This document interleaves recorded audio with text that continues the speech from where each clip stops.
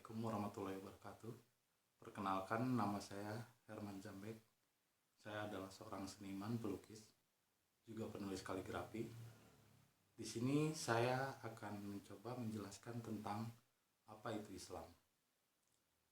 Karena akhir-akhir ini banyak orang yang mengaku dirinya Islam, tapi dia tidak mengenal apa artinya Islam. Banyak orang yang menganggap bahwa berpendapat bahwa Islam itu adalah selamat.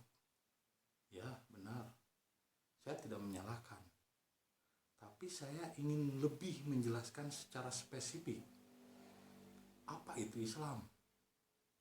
Islam sebetulnya artinya bukan selamat, bukan. Selamat itu adalah hasil. Islam itu adalah akar. Islam itu artinya adalah berserah diri kepada Allah. Beda katanya dengan selamat. Di sini saya akan lebih menjelaskan. Islam terdiri dari 4 suku kata. Alif, shin, lam alif, dan mim. Islam. Jelas? Alif, sin, lam alif, mim. Islam. Berbeda dengan selamat. Selamat terdiri dari 3 suku kata. Sin, lam, dan mim. Salimun. Jadi saya tidak menyalahkan bahwa Islam itu selamat, tapi selamat ini adalah hasil akhir. Sedangkan Islam adalah akarnya. Islam itu akar. Seperti dalam surat Ibrahim, surat 14 ayat 24 dan 25. Di situ dijelaskan bahwa sesungguhnya Allah membuat perumpamaan seperti sebuah pohon, kasyajaratin mubarakatin, asluha sabisun. Akarnya sangat menancap bumi, kuat, kokoh, dan paruha pisama, dan batangnya mencapai ke langit. Watu tiukulaha, dan memberikan buah. Nah, Islam ini asluha, dasar. Sedangkan selamat adalah buah, hasilnya. Jadi Islam itu bukan selamat, tapi Islam itu berserah diri kepada Allah, dan selamat adalah hasilnya. Kalau kita berserah diri kepada Allah, maka kita akan selamat di dunia dan di akhirat. Jadi ini yang perlu dipahami, karena banyak orang yang berkuar-kuar mengaku dirinya Islam tapi tidak mengenal apa itu Islam. Ketika ditanya apa itu Islam, tanda tanya, selamat. Taunya cuma itu aja. Nah, saya akan menjelaskan lebih detail, bukan di dalam Islamnya. Itu terutama adalah di batangnya, din. Karena banyak orang yang mengaku Islam tapi masih mengartikan din sebagai agama. Ini yang saya masih pertanyakan. Karena agama itu bahasa Hindu, bahasa Sanskerta, diambil dari kata a dan gama. Tahu artinya apa? Artinya tidak dan kacau.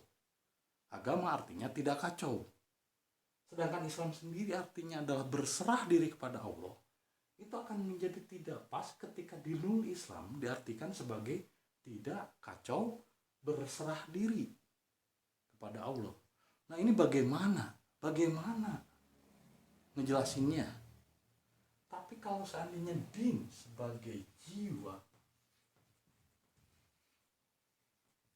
maka ini akan lebih plus, lebih matching. Coba seandainya dinul Islam diartikan sebagai jiwa yang berserah diri kepada Allah, itu akan lebih pas. Maka hasilnya akan selamat di dunia dan selamat di akhirat. Tapi apabila din diartikan sebagai agama Islam, itu akan tidak nyambung, karena akan menjadi tidak kacau berserah diri kepada Allah. Nah, ini bagaimana jadi ngaco? Saya tidak pernah menyalahkan, terserah Anda mau memakai istilah agama, masih memakai istilah agama Islam, silahkan, itu hak Anda. Setahu saya istilah ini muncul ketika ada seorang peran orang Yahudi Belanda bernama Dr. Snoek Halgranje.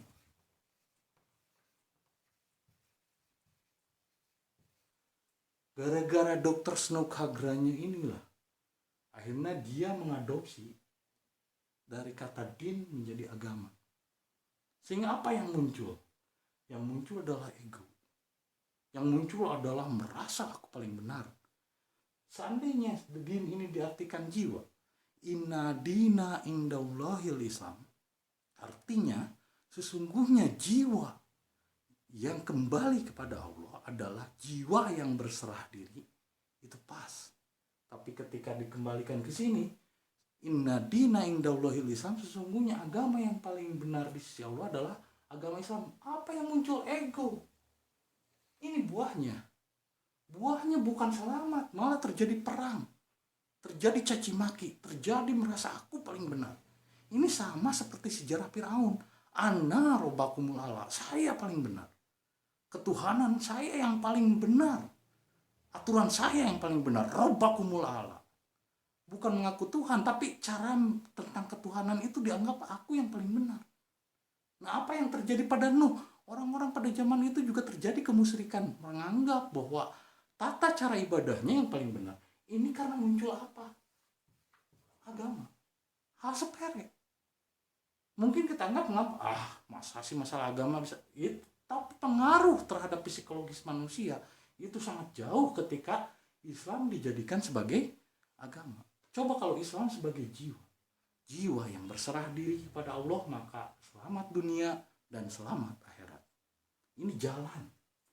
Terserah mau diartikan sebagai jalan atau mau diartikan sebagai jiwa, itu lebih tepat dibandingkan diartikan sebagai agama. Maaf, kita itu Islam, bahasa dari Arab. Kenapa kita masih menggunakan bahasa Hindu, bahasa Sanskerta? Agama, dari mana itu ada? Kapan itu ada? Karena Rasul itu hanya orang yang berserah diri, jiwanya berserah diri. Dan Allah tidak pernah menciptakan agama. Yang ada juga Allah wa nafakha ruh, dan aku titipkan ruh, jiwa.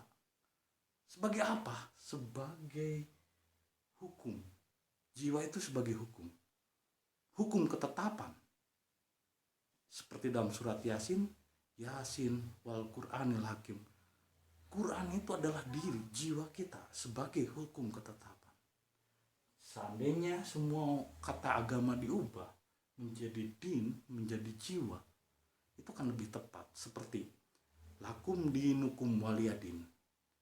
Jiwamu untukmu, jiwaku untukku. Pribadimu untukmu, pribadiku untukku. Pribadimu, pribadiku. La ikroha fiddin. Tidak ada paksaan dalam kepribadian. Terus yang belum menikah disebutkan baru setengah dinnya. Artinya baru setengah jiwanya. Karena pasangan hidup itu adalah belahan jiwa, setengah jiwa kita. Lagu Anang juga kan bukan separuh agamaku pergi, tapi separuh jiwaku pergi. Belahan jiwa, soulmate. Bukan belahan agama, nggak ada istilah belahan agama. Ada juga belahan jiwa. Terus di ayat lain dijelaskan al-yauma akmaltu lakum dinukum wa atmamtum alaikum. Pada hari aku sempurnakan jiwa kamu. Jiwa itu yang akan menerima balasan. Dan jadikanlah jiwa itu sebagai imam. Jiwa itu harus sebagai imam. Diserahkan kepada Allah agar selamat dunia dan akhirat. Jadi Islam itu adalah jiwa. Islam itu adalah berserah diri kepada Allah. Itu saja yang mungkin bisa saya sampaikan. Terima kasih, semoga bermanfaat. Assalamualaikum warahmatullahi wabarakatuh.